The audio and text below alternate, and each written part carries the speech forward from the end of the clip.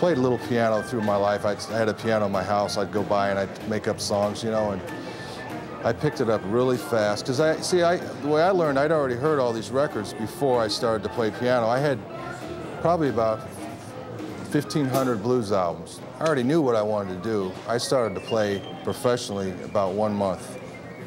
And I learned to play in most all the keys. I only had like about 2 solos that I could play in all the keys, but I would play the 2 solos as hard as I could.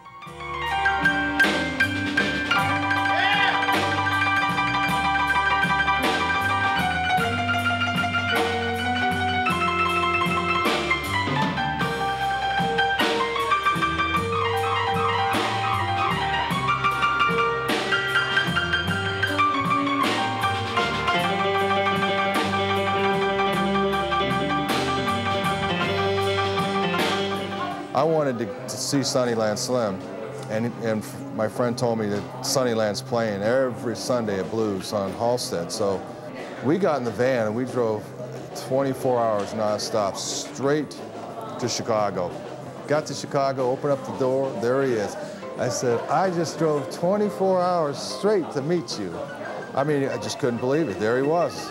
And he goes, how you doing, son? You know, right away. I never even told him that I played piano. We became really good friends. And he was the ambassador of Chicago blues piano. He had a voice that could holler and break glass.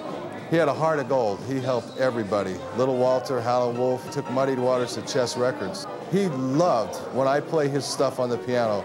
I mean, he really got a charge out of it. And I'd ask him, he would show me stuff. He would just show me, this is how you do that. He was so nice to me, and he loved me. He called me his son.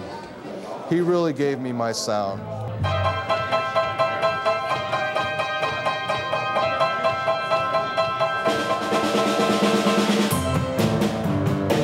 And Pinetop Perkins gave me an incredible knowledge of blues piano. Pinetop was just so wonderful to me. He always took me in and let me go with him. Him showed me things, and just two of my favorite guys, Pinetop Perkins and Sunnyland Slim.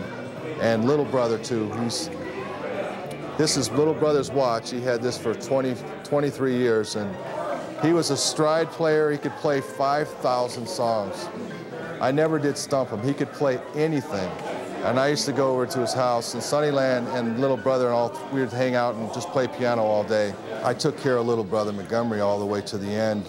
A lot of these guys, I was at their funeral, and you know, they were all really proud gentlemen. And they never made a lot of money, but they were inspired a lot of people. And I think today a lot of the musicians miss out on where the foundation is to this music. It's guys like Leroy Carr who did it for me, and died April 29th, 1935. And he wrote songs like In the Evening When the Sun Goes Down and How Long, How Long, Mean Mistreater, Mama, and Prison Bound.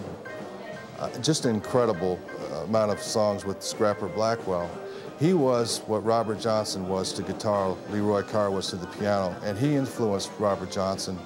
And every piano player that I just mentioned, he influenced all the guys. And his first record was How Long, How Long. He sold over 1 million copies of that record.